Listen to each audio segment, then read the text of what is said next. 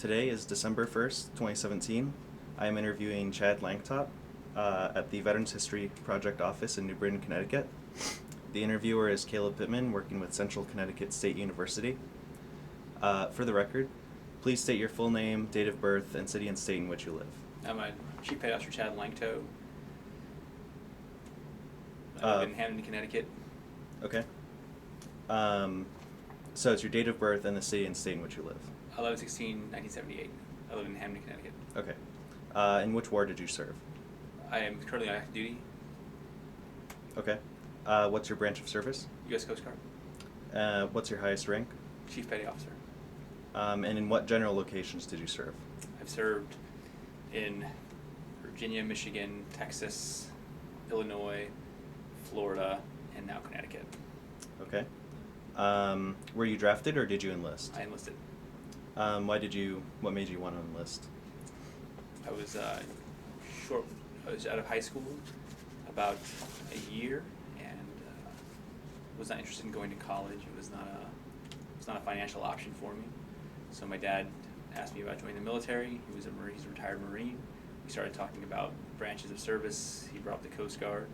After quite a bit of discussion, I was into the recruiter's office, and 20 years later, here I am. Okay. Where were you living at the time? I was living in Beaufort, South Carolina.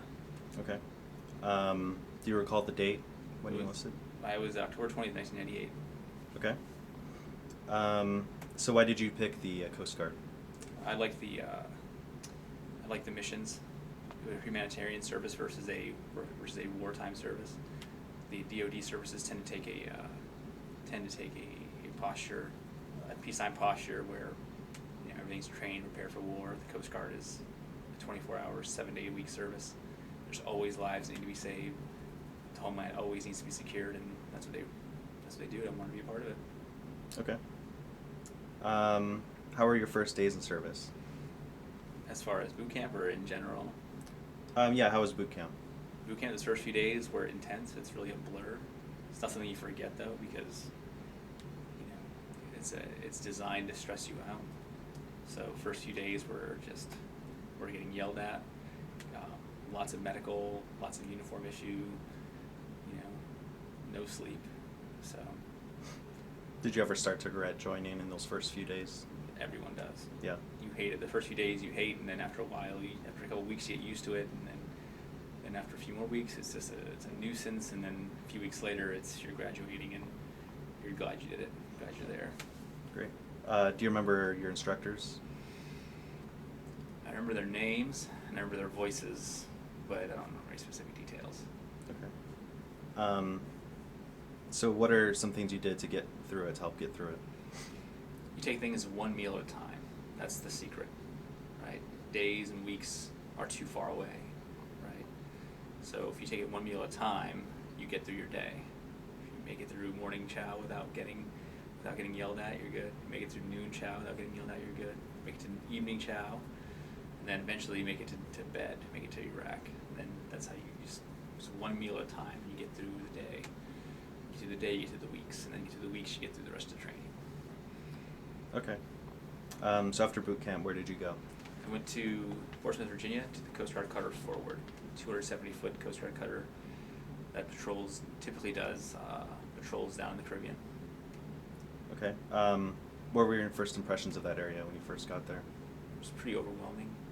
All six there were, when I was there, about six 270-foot cutters stationed all together. They were all in port when I showed up.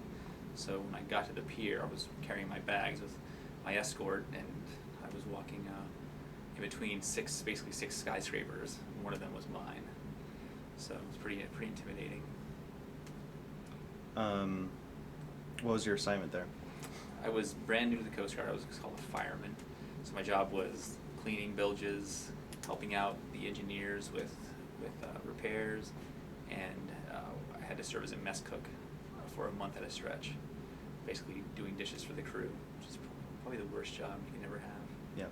So, so you liked the fireman job more? Yeah, I enjoyed being with the engineers. I enjoyed being in the villages. I enjoyed, learning how the ship functioned from the inside. Do you have any memorable stories from that time? Yeah, we were the first Coast Guard cutter to circumnavigate South America. So we were selected as part of a task group to go do military relation type missions with the South American Coast Guard and Navy, which was incredible. Very professional down there, very squared away, and we got to go through the Straits of Magellan, through the Panama Canal, went through the Straits of Magellan, stopped in countries along the way, met incredible people. It was for a 20-year-old, from small town America, it was probably the most incredible thing I could have done at that time. Okay. So what was a typical day like during that time? Typical day was, it depends. If you're at sea, typical day was like between 12 and 20 hours, depending on what was going on. Something broke, you had to get up and fix it. If everything was running well, you get up and stand 2 watches a day, usually 8 hours. Then you had your meals, and the same thing as boot camp. It was get through the meals, get through the day. Stand your watch, go eat. Stand your watch, go eat. Go to the rack, hit the rack. It's pretty calm. In port, a little bit different. We work really short hours. They're called trough hours. We work typically 7 to 1-ish, and be off the rest of the day. So the hours that we worked underway made up for the hours that we had in port. So it all kind of balanced. So it was sort of less work when you were away? Yeah. Okay. Did you see any combat? No, I've never seen combat. Okay. So after you were in that area, where did you go after that? After that, I went to machinery technician A school, my primary rating school, my primary job school. Was there for 12 weeks. It was a strict training environment, but not nearly as strict as boot camp. Had a lot more freedom, but there was a lot more responsibility for us as students to show up for class on time in the proper uniform and learning what we're supposed to be learning.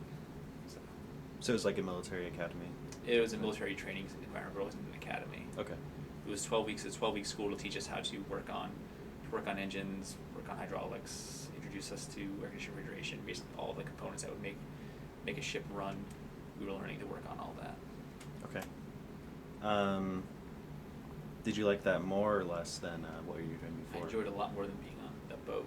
Yeah. Because I didn't have, on the boat, I was lowest man on a totem pole. It was basically, if you don't have any specific tasks, you can go clean something. So in school, it was hands-on instruction. I was learning a skill, something I wasn't very familiar with, but I was interested in. And it was, and plus we were in school, we weren't operational, we weren't working. We were working our days very structured. We had weekends off, holidays off. It was a good time. Okay. And that was for 12 weeks? That was 12 weeks. Where'd you go after that? After that, I went to a maintenance augmentation team in Sault Ste. Marie, Michigan, at the very top of the UP of the Upper Peninsula, on the border of Canada. We worked on, our job was to take care of 140-foot ice-breaking tugs on the Great Lakes. We had 5 of them. So we'd travel, do maintenance, and then if they had a major casualty or major breakdown, we'd go to them and provide extra hands, extra knowledge, extra tools. That was a fabulous job. Yeah. How long were you doing that for? I did that for 3 years. Okay. Do you have a lot of memorable stories from that time? Not really. It was just one of those. A lot of this funny stuff that happened was you had to be there. It wasn't fun unless you were there. But I made some great friends. I learned a lot. Went to some great schools. I went to secondary schools to learn air conditioning, refrigeration, hydraulics. 2 different diesel engine schools. That was just really a fun tour. That's one of the tours I didn't want to end, but then it did. So what was a normal day like during that time? The normal day was pretty normal. It was almost banker's hours. We worked typically 8 to 3, and unless we were on the road and or a boat had a casualty, we'd stay longer. There was a couple times I worked 24-hour days. I showed up for work at 7 a.m. to go work on a boat, and I didn't leave again until 7 a.m. the next day. Worth it when you get a boat running, but Okay. So where did you go after that when that finished? After that, I went to the Coast Guard cutter Man of War in Galveston, Texas. That was a 2-year tour, and that had a lot of good memories. Gulf Coast is incredible. Probably my favorite place on the entire planet is the Gulf Coast. But we did a lot of fisheries boardings on shrimp boats, did a lot of commercial tanker boardings. I met some incredible people on those tankers, captains from all over the world, Russia, the Ukraine, crews from all over the world, a lot of people from the Philippines, and all just professional mariners, absolutely wonderful. Probably my favorite memory was we boarded a Japanese ship. We went on board, the officers were all in their dress whites with swords to greet us, and the crew was all kind of in formation, and the ship was immaculately clean, immaculately clean. So we did everything, and at first time I'd ever been around Japanese people from Japan, like not American Japanese, like Japanese people. So I was really impressed with the level of professionalism, and the tradition of the Japanese bow kind of caught me off guard, and it was awesome to see it firsthand, to say, wow, we got to do the Japanese bow and the American handshake. I've only seen that on TV, so it was pretty amazing. Do you have a lot of experiences like that with people from you said Ukraine and Russia? Yeah, every culture that we interacted with all had their little things that they would do, but that one was the one I remember most. But the Russians were always professional, absolutely wonderful people. The Ukrainians, same thing. Everybody we interacted with was just, I was just unbelievably impressed. Okay. And so what was your job there? You'd board the ships and... Yeah, I was second engineer on that boat. I had a chief I worked for. I was doing all the engineering maintenance, had a couple people work for me, and on top of that, I was a boarding team member, boarding officer, so we would go do inspections on ships and boats that were out in the Gulf. So. Okay. So is that similar to what you were doing before in terms of the schedule, or was it more irregular? That was similar to what my old schedule was. We'd work typically 8 to 1 in port, and then underway we would work 12 or 20-hour days, depending on what we had going on. Okay. But it was more fun on that boat. The boat was a lot smaller. There was only 11 of us on board, I think. So a lot more responsibility, fewer people, and shorter patrols. Okay. Which was nice. So you're still kind of climbing the ladder. Right. Getting more I moved up in rank a couple times by then, so my quality of life had improved, but I had a lot more responsibility. Yeah. So. Okay. And where did you go after that? After that, I went to a small boat station in Calumet Harbor, in South Chicago, Illinois. I was there for 4 years. That was also a memorable tour. Made a lot of good friends. Ate my way through Chicago. Chicago has some great food. It's not Gulf Coast quality, but they have some good food. Spent 4 years there doing search and rescue cases, doing more law enforcement, and fixing. We had 7 boats. I was responsible for making sure all 7 of them stayed maintained. We're talking, these are small boats. We had a 41-foot utility boat, a couple of 25-foot response boats, and a couple 27-foot Boston whalers that are completely gone now. So, and the 41-footers that I used to work on are gone. So, like I say, the only legacy I have left is a 25-footer, which is pretty cool. They're good boats. But 4 years of that.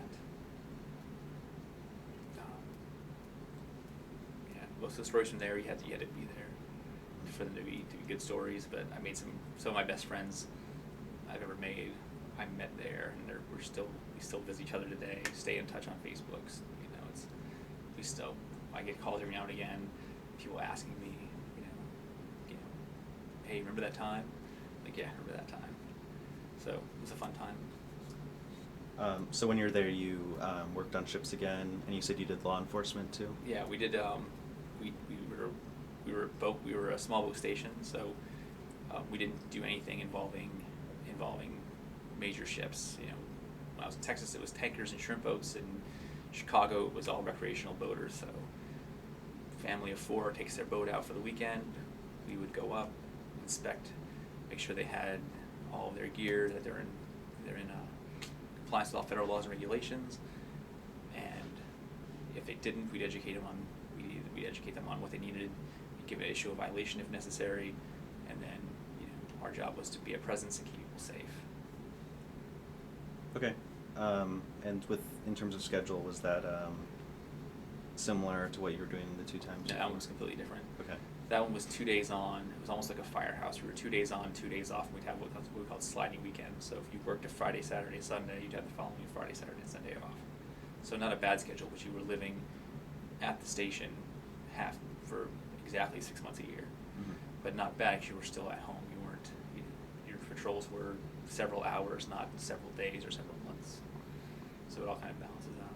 So you're just kind of on call for half the time Right. you're living there? Yeah, you're basically on call, but you're living at the station. So you would Okay. leave home on Monday morning, unpack your bag, you'd be there till Wednesday morning, and then whatever happened to you Monday and Tuesday was completely your responsibility.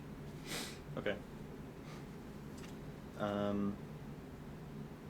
So where'd you go after that? After that, I went into recruiting. I actually stayed in Chicago for another 4 years, and that was fun. I met a lot of awesome people. I got to bring I brought, I want to say like 42 or 44 people into the Coast Guard in 4 years, which is pretty average for us. We're an incredibly small service, so we don't bring in that many people a year. So for my 4 years, I brought in about 44-ish people, and a lot of them are still in the Coast Guard now. I've stayed in touch with them, and they post on Facebook, and they've either earned rank, they've gone up in rank.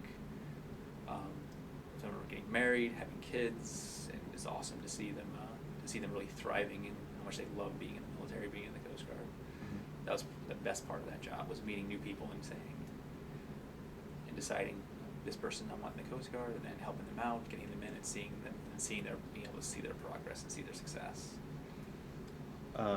So are there not a lot of people because not a lot of people apply, or because you're really selective? We're selective and we're small.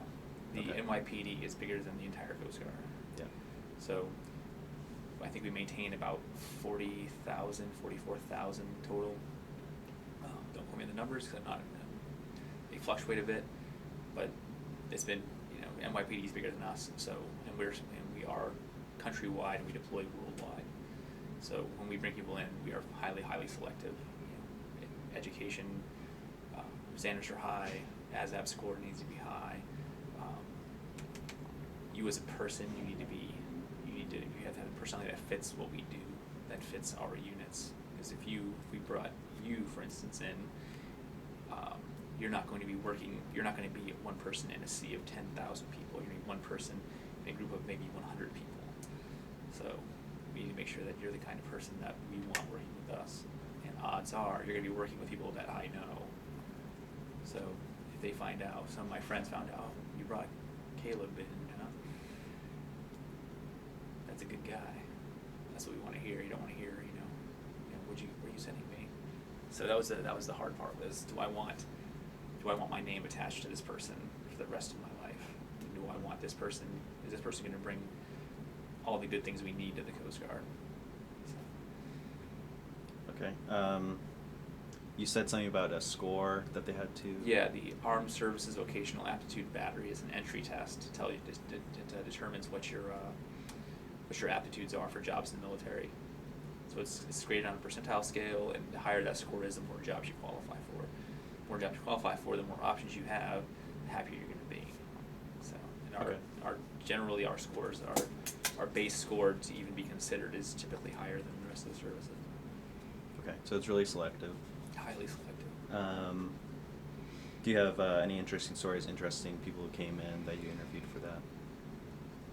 I had one girl, I'm not going to give her name and keep her privacy, but she was the first person out of her small town in Illinois who'd enlisted in the Coast Guard in something like 30 years. So it was a big deal. Small town, so everybody knew, and it was a big deal.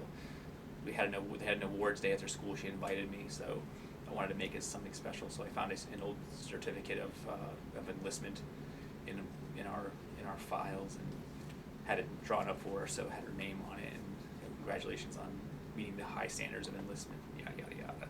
So I go to this awards day, and rather than just have her stand up and be recognized in the crowd, I called her. I was at the podium, gave a short speech, explaining who we are, what we do, and why this particular person is so special. she was only, that year we were only taking in something like 20 people. She was one of them. That was for 5 states, 5 Great Lakes states. So I called her up front and center with me and read off her certificate.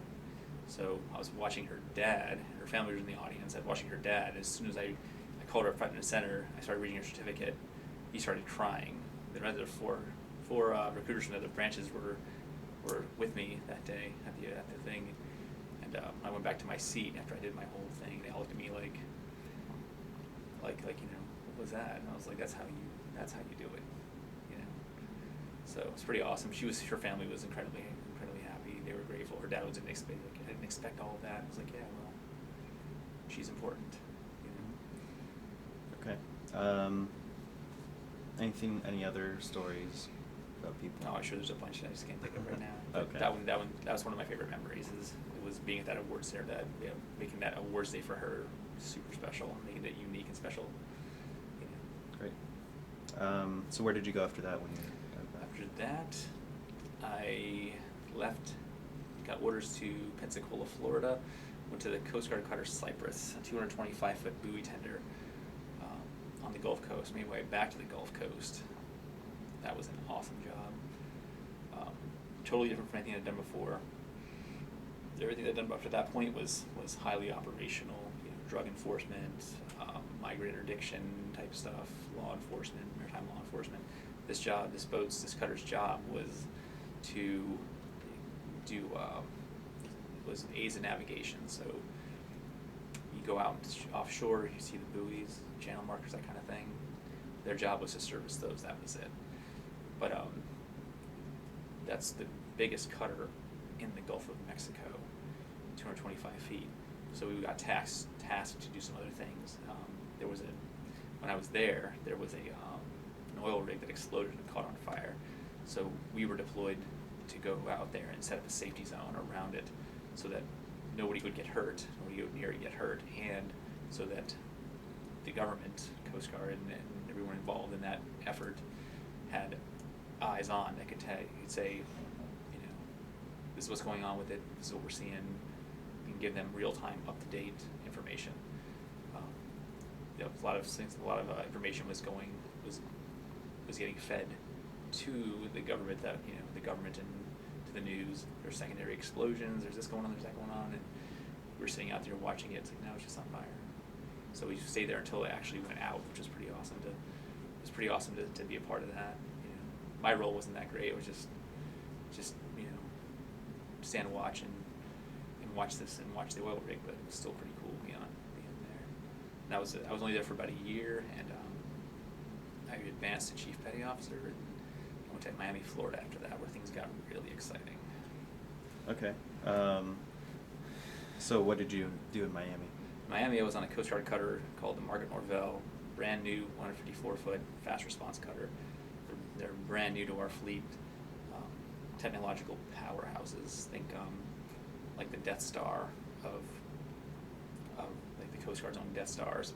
Only there's 6 of them in Miami, and they're not designed to, you know, destroy whole planets. They're more like save all of the lives. Sure. Which is pretty awesome. Spent 3 years on there. I was the engineer petty officer. I was the lead engineer, so I had 9 people work for me, and our job was to keep that boat running no matter what. Not an easy task, but we did it. We had a major rescue on that. We were out one night. I think we were 1 or 2 days from going into port for either a maintenance period or for some downtime. We got a call that there was a ship sinking, not far from us. We were fairly low on fuel, but my captain looks at me and says, "What do we do, Chief?" I said, "We go. You know, we'll figure out fuel later." So we go. It wasn't as far as we thought it was going to be. We got on scene, and there was a yacht that hit something underwater, ripped off a through-hull fitting, a fitting that if you remove it, water comes into the boat, through-hull fitting. Started sinking. So we got there, the boat was listing pretty hard.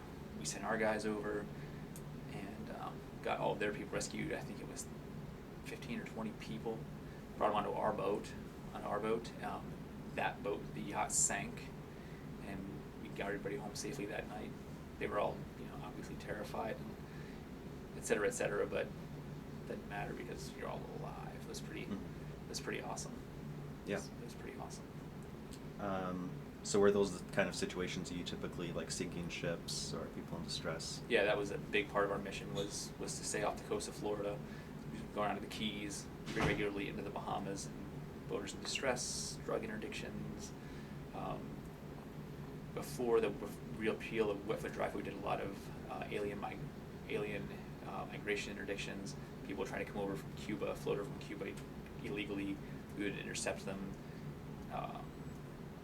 take care of them, make sure they were in good health, et cetera, and if they had a manifestation of fear, or if they had any issues with they had an asylum claim, we'd make sure we would take the proper people for processing. Otherwise, they would get sent back to Cuba. So, very sad, but necessary mission. So you've mentioned drug enforcement. What kind of stuff did you do in that department? I personally have only had one drug bust, and that was right before I left Miami. We stopped a boat that had a couple 100 pounds of marijuana on it coming from the Bahamas. Yeah. So that was pretty cool. So I've had friends who've gotten, every year they get huge drug busts, and it's good for them. So finally getting one was pretty awesome. So that's exciting. Yeah, it was exciting until we started finding them, stopping the boat. Our boarding team goes over, they find marijuana on board, and then everything after that, the slow burn to the slow process of getting these people processed and prosecuting, getting the boat seized, and yada yada yada. That was pretty boring, but it was pretty cool that we stopped these guys. This is not going to hit the streets. Some kid's not gonna. So how long were you in Miami doing that? I was there for 3 years. I just left last summer. Okay. Is this the next thing, your most recent? Yeah, this is what I'm doing here. I'm at a ready for operations team in New Haven, Connecticut. My job is to inspect Coast Guard cutters and small boats to make sure they're in compliance with Commandant's policy. So I check all their administration, their engineering administration, the material condition of their boats, like the actual, how do their boats look? Are they doing their maintenance? Are they doing their maintenance right? Are they logging all their maintenance? Are they maintaining their records properly, et cetera, et cetera? I work with one other person. He takes care of the entire deck side of the house, so he takes care of all their rescue and survival gear. He checks their deck logs, make sure that their weather logs are done properly, that they're using proper procedure for mooring and unmooring the boat, small boat standards, etc. So it's two very different halves of operations.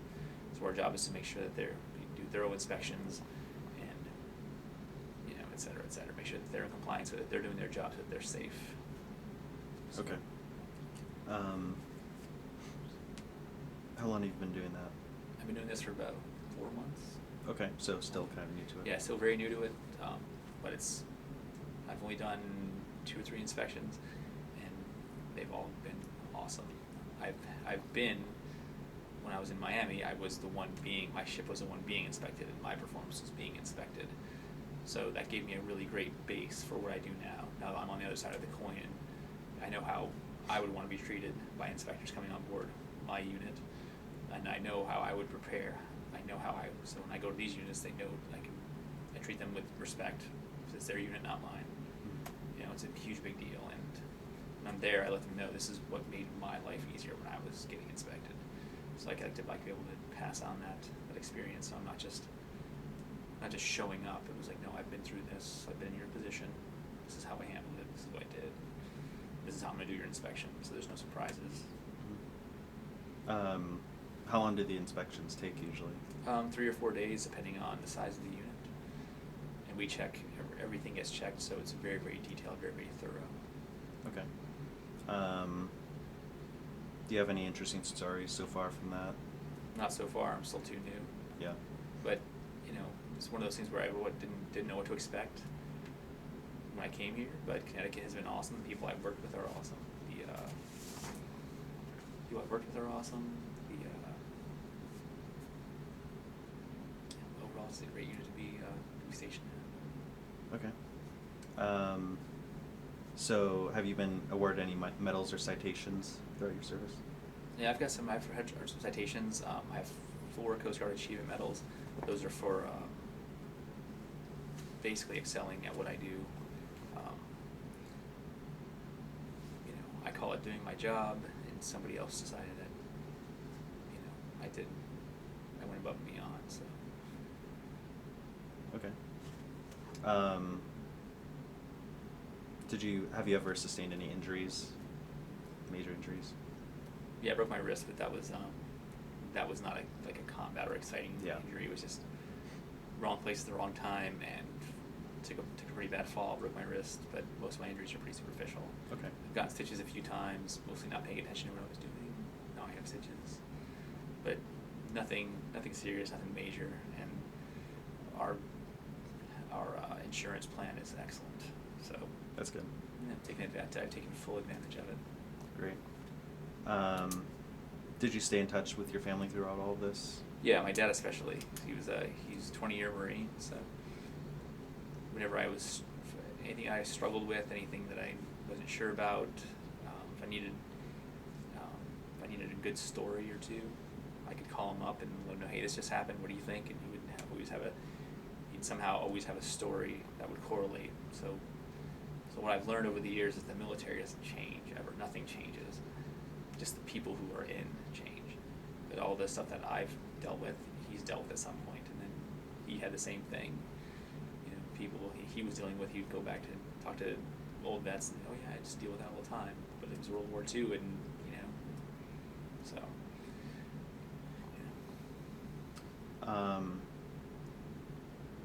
So that stay in touch with your dad especially helped during like boot camp and the rest of your service. Yeah, knowing that somebody who's been there, talk to somebody who's been through it and has it behind them helps a lot. Okay. So you mentioned that. How else did you handle stress and pressure? Lots of exercise. Video games are a big one. Work out a lot. And maximize. And one of the things that we typically do is we maximize your downtime, time with your family. Mm-hmm. When you're off work, you're off work. A lot of people will, like civilian side, I've heard of people, they work all day at work, then they come home, they do more work because they want to get things done, yada yada. Not us. Once we're off work, unless you're on order of recall, you are off work, and no one's going to bother you. So it kind of helps. So you were never really if you were scheduled to be off, then you were never on call or anything. Like you couldn't call it. Only the last job when I was in Miami, I was always on call. I was the Okay. lead engineer, so if anything happened, I had to know. I had to keep my phone with me all the time. And that just added to the stress level. But then that's part of the job that you're going to have to deal with when you take that kind of responsibility. Before then, it was just I'm off work. If anybody needs me, call me. But somebody can't get a hold of me, that can get a hold of somebody else. So it was. But we try to keep it.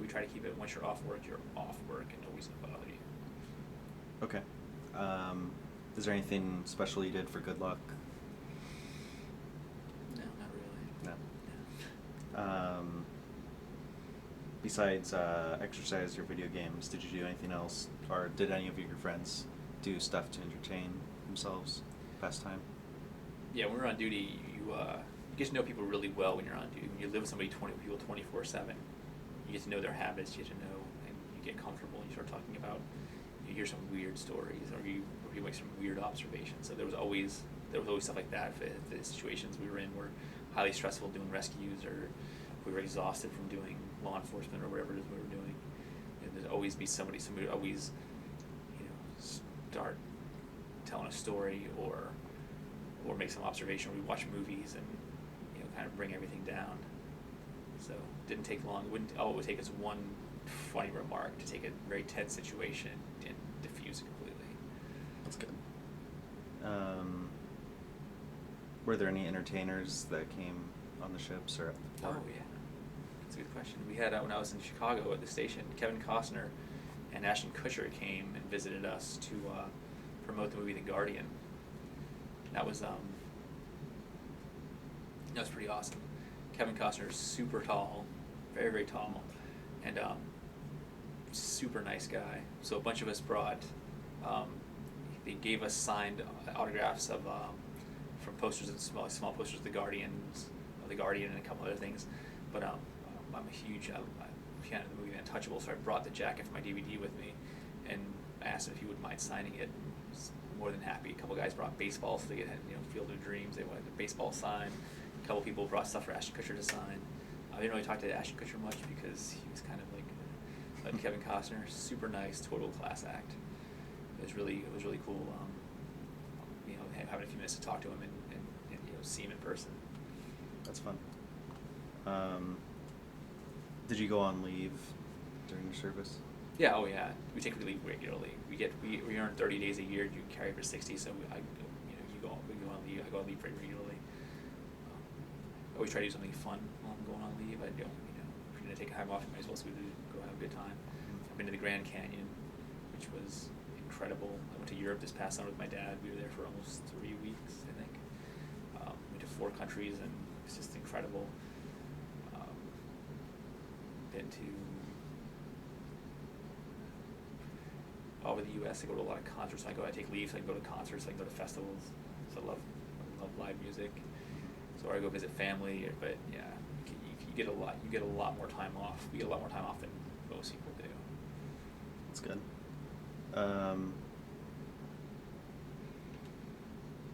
What did you think of of the officers and fellow servicemen? It's a mixed bag. There's some people there are people I've worked with that become some of my best friends. People that I'm glad I don't have to work with anymore. Mm-hmm. But it's pretty amazing that we all come from everywhere, right? The military is very, very diverse, and which is a beautiful thing. So you learn to work with people with different personalities, from different backgrounds, different everything. And we all come together. We kind of we don't really have we have a say in where we go and what we want to do, but we don't have complete control of it. So we kind of all get tossed together in a melting pot, if you will, and we learn to we learn to respect one another and to work together effectively to complete a mission, whatever that mission may be. And it's awesome. I love being a part of it. Yeah. Did you keep a journal? No, not really.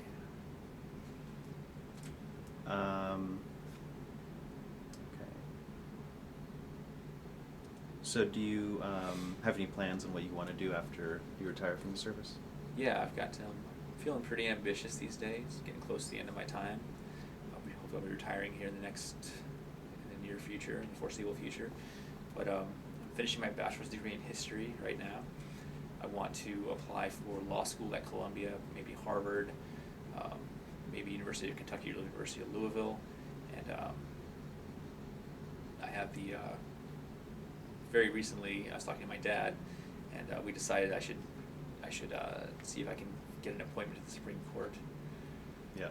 Being a Supreme Court justice, which I think would be pretty awesome. I love constitutional law. I love that.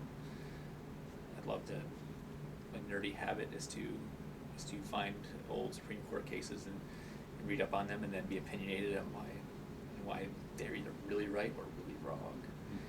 So. So you said you've continued a lot of relationships you've made across your service. Yep. So those have pretty much stayed the same. Like you're still really in touch with all of them. Yeah, we stay in touch. It's not the same as when we were all together, but we're on Facebook. So we post stuff. I can see them. They can see what I post. I can see what they post. And so if I see something that I think is particularly funny or notable, that reminds me of the time that we did this. Remember this when we did that? It's like, oh yeah, I remember that. And then kind of starts a conversation, and then we kind of go back to just But I know that we don't talk regularly or all the time, but we're always connected. Mm-hmm. So these are there's a lot of these people are the kind of people that are, if I ever needed anything, if woke up one day and my life had turned apocalyptic, I could call somebody up and say, hey, I need some help, and they would, yep, here's a plane ticket, come here and I'll get you a job and help you find a place and whatever, with a piece pieces back together, and I do the same for them. Mm-hmm. Have you gone to any reunions or anything like that? No, we don't really have reunions.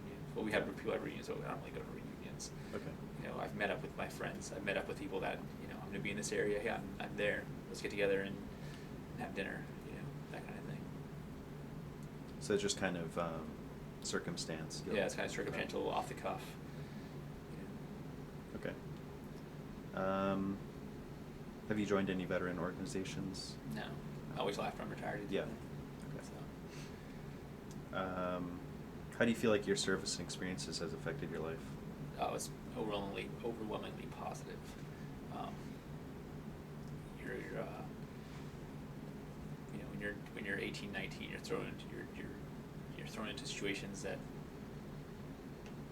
are they're pretty stressful, pretty unique. But you have people there that with you, always have people with you that have more experience, that will take you through, that will carry you through. And you know, this is one of those the military is one of those organizations that promotes growth. They want you to move up and to take on greater responsibility and replace people who are retiring out. So all the people who trained me were training me to train the people who are going to take over when I'm gone. So we're on a Mobius strip of sorts. You know, we're constantly training our replacements. You know, and you know, all the things that I've done, all the training that I've gotten, all the challenges I've had to overcome to get good at what I do, makes everything else that I want to do plausible. People say, "Oh, law school is really hard." Yeah, you know what's hard? Rebuilding an engine in 25-foot seas. You know what's hard? Spending 8 hours on board a tanker, inspecting it and finding nothing. You know what's really hard? Going on a search and going on a rescue that turns into a recovery because you didn't get there fast enough to save somebody's life. That's hard. Law school, it's read, study, write papers. It can't be that hard. So it kind of put things into perspective for you. Yeah. So there's nothing. You know, it's one of those things that people say all the time. You can do anything you put your mind to. I've put that in practice for the last 20 years. So, you know, it's just a matter of will and effort. Do you want to do it, and are you willing to put in the effort to make it happen? So. Okay. So do you think your military experience influenced how you think about war or the military in general? No, for sure. I love military history. I read a lot of it. I absolutely love military history. And reading about it and being in the military are two very different things. I've never been in combat, so I can't. You know, I don't know what that's like, but I've read enough. I've talked to enough people who have to know that I never want to be in combat. The people who have been in combat definitely deserve the props that they're given. So, you know, I've had it's bizarre, right? I've had you know, again, I'm not a combat vet. I have been around combat vets. You know, I've talked to them, and you know, I tell them, well, what's the worst thing you've ever seen? I was in 25-foot seas off the west coast of South America. It's pretty rough. Guys looking at me like you're out of your mind. But you're a combat vet. People have shot at you. Yeah, but we're trained to deal with that. It's just getting shot at's no big deal. You just keep your head down, and there's these tricks to it, and yada yada yada. And yeah, but that's not. I'm on a boat. You know, relatively safe compared to being shot at. So it becomes a no, you have it worse than I do kind of contest. Yeah. You know, you're a bigger badass than I am kind of contest, which is kind of amazing. So you think the military kind of makes you humble? Yeah. That way? Yeah, it's definitely humbling. You learn a lot of humility. You learn to take your licks and accept responsibility, move on, do better next time, not make the same mistakes twice. And there's always, for everybody who looks up to you that says, "Oh, you're the greatest thing that ever lived," there's you know, I've had people tell me, "Oh, you're the best," whatever. And I was like, "No, the guy that trained me was the best ever." And then he could tell, and they would tell me, "No, the guy who trained me was the best ever." You know, there's that constant, you know, you're constantly giving credit to other people. It's just kind of the way it is. Okay. Is there anything else you'd want to add that hasn't been covered yet? Okay. So I'd like to thank you for your service and also for taking the time to be interviewed today. Yeah, no problem. Thank you.